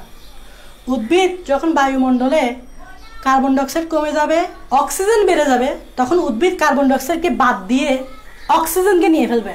মানে উদ্ভিদ কিন্তু সুবিধাবাদী। মানে কার্বন ডাইঅক্সাইড যখন বায়ুমণ্ডলে কম থাকবে আর অক্সিজেন যখন বেড়ে থাকবে তখন সে কী করবে? কার্বন ডাইঅক্সাইডকে বাদ দিয়ে দিবে। সে বলছে তুমি যেহেতু বায়ুমণ্ডলে কম, তোমার নিয়ে লাভ নাই, আমি এখন নেব কাকে? আমি এখন নেব অক্সিজেনকে। তাহলে তোমরা জানো অক্সিজেনকে নেওয়া মানেই হচ্ছে শ্বসন, আর এটা দিনের বেলায় ঘটে, মানে আলোর সাহায্যে ঘটে। তাই এটাকে বলা হয় ফটো রেসপিরেশন।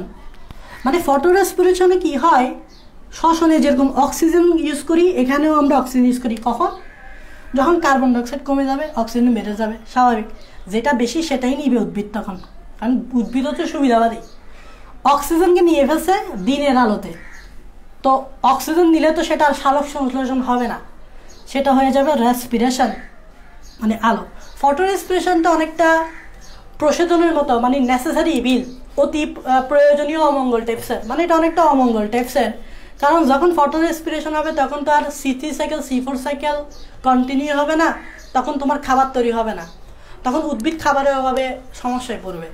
মানে ফটো রেসপিরেশনে তো খাবার তৈরি হবে না। তাহলে ফটো রেসপিরেশনে কি হয় না? দেখো ফটো রেসপিরেশনে প্রথমত এটিপি তৈরি হবে না, এটিপি তৈরি হবে না। দ্বিতীয়ত খাবার তৈরি হবে না। খাবার তৈরি হবে না কেন? কারণ ফটোসিনথেসিস হচ্ছে না। ফটোসিনথেসিস না হলে কেন খাবার তৈরি হবে তোমরা আমাকে বলো। খাবার তৈরি হবে না। এখন তোমরা অনেকে কনফিউজ, ভাইয়া এটিপি তৈরি হবে না বলতেছেন, কিন্তু ভাইয়া আমরা পড়ছি ছোটবেলা থেকে শ্বসন মানে হচ্ছে এটিপি তৈরির প্রক্রিয়া, যেখানে এটিপি তৈরি হবে। একটু মনোযোগ দিয়ে দেখো, এখানে কিন্তু এই শ্বসনটা কিন্তু আমাদের শরীরে যে শ্বসনটা হয় সেটা না, এই শ্বসনটা হচ্ছে আলোক শোষণ। যেহেতু আলোক শোষণ, এখানে উল্টো এটিপি ইউজ হয়ে যায়, এটিপি তৈরি হয় না। তাহলে এই শ্বসন মানে আলোক শোষণ আর আমাদের ভিতরে যে শোষণটা হয় সেটার মধ্যে পার্থক্য আছে। পার্থক্য হচ্ছে আমাদের শোষণে এটিপি তৈরি হয়, বাট এই শোষণটাতে এটিপি তৈরি হবে না। মানে পার্থক্য বুঝতে হবে, আমাদের শরীরে যে শোষণটা হয় আর আলো শোষণের মধ্যে পার্থক্য কি। এখানে উল্টে এটিপি ইউজ হয়ে যায়, তৈরি হয় না, আমাদের শোষণটাতে এটিপি তৈরি হয়। আমাদের শোষণ আর এই শোষণের মধ্যে পার্থক্য আছে। সো আশা করি তোমরা মোটামুটি ফটোরেসপিরেশন বুঝছ। লাস্ট ওয়ান যেটা তোমরা অনেকে না বুঝে চলে যাবা, এটা কতটা যে মজার তোমরা বুঝবা। লাস্ট ওয়ান কয় নাম্বার? সাইটোপ্লাজম। এটা লাস্ট ওয়ান আমরা শেষ করে দিচ্ছি। সাইটোপ্লাজমিক ইনহেরিটেন্স, এটা যে কত মজার, তোমরা তো এটা মুখস্থ করে চলে যাও, বড় আফসোস হয়। সাইটোপ্লাজমিক ইনহেরিটেন্স কত মজার। দেখো ইনহেরিটেন্স মানে কি জানো? মেন্ডেলে পড়ছিলাম মেন্ডেলিয়ান ইনহেরিটেন্স। তাহলে ইনহেরিটেন্স মানে বংশগতির সঞ্চারণ। ইনহেরিটেন্স মানে বংশগতির সঞ্চারণ। ইনহেরিটেন্স মানে কি? বংশগতির সঞ্চারণ। এখন দেখো সাইটোপ্লাজমিক মানে কি? দেখো সাইটোপ্লাজমিক মানে হচ্ছে সাইটোপ্লাজম। আবার এই সাইটোপ্লাজম না বলে এটাকে বলা হয় extra nuclear. Extra nuclear. Extra nuclear মানে কি? নিউক্লিয়ার মানে হচ্ছে নিউক্লিয়াস, এক্সট্রা মানে হচ্ছে বাইরে, বাইরে মানে হচ্ছে বাদে। আচ্ছা নিউক্লিয়াস বাদে যা থাকে তা সাইটোপ্লাজম না? সহজ ভাষায় সাইটোপ্লাজমের সংজ্ঞাতে তোমরা পড়ছো না? মনোযোগ দিয়ে দেখো, নিউক্লিয়াস বাদে প্রোটোপ্লাজমকেই সাইটোপ্লাজম মনে আছে। তাহলে এক্সট্রা নিউক্লিয়াস যে কথা, সাইটোপ্লাজম একই কথা, কারণ নিউক্লিয়াস বাদে যা থাকে তাই তো সাইটোপ্লাজম। তোমরা দেখো নিউক্লিয়াসকে বাদ দিয়ে দাও, দেখবা যে পুরোটাই সাইটোপ্লাজম। এখন আসো বংশগতি সঞ্চারণ এদিকে, আর এদিকে সাইটোপ্লাজম বা নিউক্লিয়াস বাদে। এটা মানে কি বোঝাচ্ছে? কত যে মজার, কত যে মজার, একটুখানি বেশি না, এই এখনই শেষ হয়ে যাবে। তোমরা জানো একটা কোষের এরকম মাঝখানে একটা নিউক্লিয়াস থাকে, মনোযোগ করো, এটা হচ্ছে সাইটোপ্লাজম। একটু মনোযোগ দাও, এটা হচ্ছে সাইটোপ্লাজম আর এটা হচ্ছে নিউক্লিয়াস। আর নিউক্লিয়াসের ভিতরে তোমরা জানো কি থাকে? ডিএনএ। এটা হচ্ছে কি দেখো, এটা হচ্ছে ডিএনএ। মনোযোগ দিয়ে দেখো, এটা একটা কোষ। এখন এই কোষ থেকে ধরো এই কোষের এই ডিএনএটা ট্রান্সফার হইতে হবে। বংশগতির সঞ্চারণ আমাদের যখন মা বাবার মাধ্যমে আমরা যখন আসি, মা বাবার শুক্রাণু আর ডিম্বাণু থেকে ডিএনএ আসে না? তো ধরে নাও এই ডিএনএটা এই কোষে আসবে। তাহলে এই কোষে কেমনে আসবে দেখো, সেটা হচ্ছে এই নিউক্লিয়াস থেকে ডিএনএ থেকে এমআরএনএ, এমআরএনএ থেকে কি প্রোটিন বা ডিএনএ রেপ্লিকেশন হবে আর কি, তাই না? যে এখানে যে ডিএনএ এখান থেকে ধরো দুইটা কোষ তৈরি হবে। তো এটা একটা কোষ, তো এখানে কোষ বিভাজন হবে, এটা একটা কোষ, এখানে কোষ বিভাজন হবে। তো কোষ বিভাজন হলে দুইটা কোষ তৈরি হবে। তাহলে কোষ বিভাজন হলে এখানে ডিএনএটাও বিভাজন হবে। তাহলে দেখো এই ডিএনএটা এখানে আছে নিউক্লিয়াস, এখানেও আছে নিউক্লিয়াস। একটা ডিএনএ থেকে কয়টা ডিএনএ হবে? দুইটা ডিএনএ। তাহলে এখানে একটা ডিএনএ দিয়ে দাও, এখানে একটা ডিএনএ দিয়ে দাও। তাহলে এই কোষটা বিভাজন হয়ে এটা হয়েছে। দেখো এই কোষটাকে এভাবে ভাগ করছি, ভাগ করে দুইটা কোষে পরিণত করছি। তার মানে এই ডিএনএটাকেও ভাগ করতে হবে। তো ডিএনএটাকে ভাগ করে দুইটা ডিএনএ পাঠিয়ে দিছি। তার মানে চিন্তা করো এই ডিএনএগুলো কোত্থেকে পেয়েছি? নিউক্লিয়াস থেকে।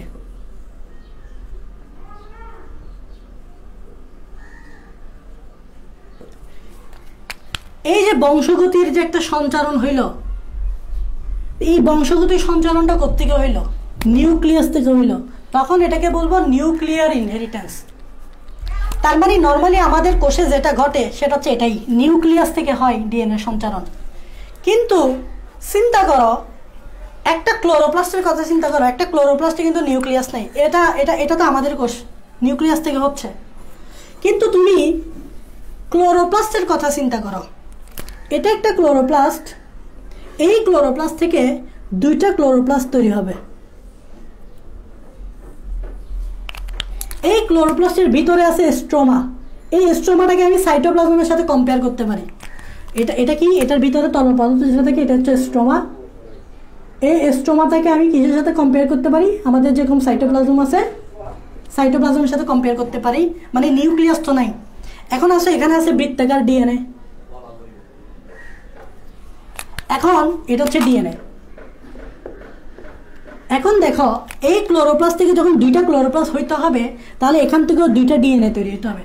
দেখো এই ডিএনএ থেকে দুইটা ডিএনএ, একটা ডিএনএ এখানে, একটা ডিএনএ এখানে। তাহলে চিন্তা করো এই যে ডিএনএটা তোমার নেক্সট জেনারেশনে ট্রান্সফার হইলো, এই যে নেক্সট জেনারেশনে ট্রান্সফার হইলো, এই নেক্সট জেনারেশন টাইম এটা কি নিউক্লিয়াস থেকে আসছে? না, কোথেকে আসছে? সাইটোপ্লাজম থেকে। তাহলে ক্লোরোপ্লাস্ট আর মাইটোকন্ড্রিয়া সেম, দোনোরা। মাইটোকন্ড্রিয়ার ক্ষেত্রেও সেম। ক্লোরোপ্লাস্ট আর মাইটোকন্ড্রিয়ার ক্ষেত্রে একটা ডিএনএ থেকে একটা ক্লোরোপ্লাস্ট থেকে আরেকটা ক্লোরোপ্লাস্টের ডিএনএ নিউক্লিয়াস থেকে যায় না, কারণ এখানে নিউক্লিয়াস নাই। তাহলে নিউক্লিয়াস না থাকলে আমরা এটাকে সাইটোপ্লাজম বলতে পারি বা স্ট্রোমা বলতে পারি। সেখান থেকেই ডিএনএটা যাচ্ছে বিদায়, এটাকে বলা হয় সাইটোপ্লাজম ইনহেরিটেন্স। আশা করি তোমরা বুঝতে পারছো what is cytoplasm inheritance. Normally আমাদের ক্ষেত্রে সেটা সাইটোপ্লাজম ইনহেরিটেন্স বলতে পারতেছি না, কারণ আমাদের ক্ষেত্রে সেটা নিউক্লিয়াস থেকে যাচ্ছে, তাই এটা নিউক্লিয়ার ইনহেরিটেন্স। বাট ক্লোরোপ্লাস্টে তো নিউক্লিয়াস নাই, আছে স্ট্রোমা বা সাইটোপ্লাজম থেকে যাচ্ছে। আশা করি বুঝতে পারছো। ক্লাস শেষ, আমাদের ক্লোরোপ্লাস্ট শেষ। তোমরা বলো এই সাইটোপ্লাজম ইনহেরিটেন্স বুঝতে পারছো কিনা, আর যদি কোনো কিছু জানার থাকে আমাকে কমেন্টে জানাও, আমি ক্লাস শেষ করে দিচ্ছি। আল্লাহ হাফেজ।